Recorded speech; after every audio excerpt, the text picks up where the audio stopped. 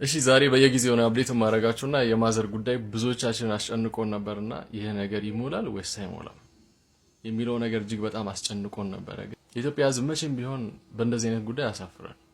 ይሄን ነገር ሲጀምረው እርግጠኛ ነበርኩ እዚህ ቦታ ላይ እንደምንደርስ ማለት ነውና እንኳን አንድ ማሽን አይደለም ሁለት ማሽን ሊገዛልን የሚችለውን ብር ማግኘት ይችላል። ይሄ ማለት እንግዲህ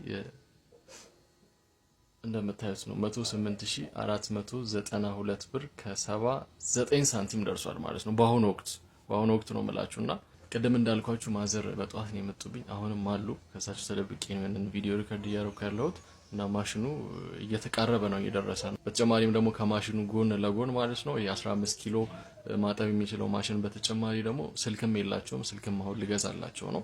ይሄንን መሳቸው ያቆም። በተጨማሪም እንግዲህ ከዛም ብዙ የሚተርፍ ብር አለ። እሱን እንግዲህ በካሽ ሰጣቸውና ለቤት ኪራይ ላሉበትን ሁኔታ ለማሻሻል ሳሙና መግዣ የተለያዩ ነገሮች ያደርጉታል ያስባሉና እሱን ደግሞ አፕዴት አደርጋቸዋለሁ። በጣም ነው ደስ ያለኝ። በጣም ነው የምወዳችሁ። ደስታዬ እጅግ በጣም ብዙ ነው። እዚህ ላይ የተረባረባችሁ ሰዎች ከ100 ብር እስከ 21000 ብር ድረስ ያዋጣ ሰው አለና በጣም ነው ማመሰግናችሁ።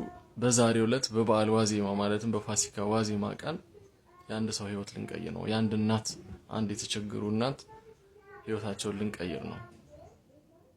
ደስ አይልም? አፕዴት አደርጋችኋለሁ። አሁንም በየጊዜው የደረስንበትን ሁኔታ ሳውቃችኋለሁ። መልካም ቀን ይሁንላችሁ። መልካም በዓል ይሁንላችሁ። መለሳለሁ። ብሩክ ነኝ።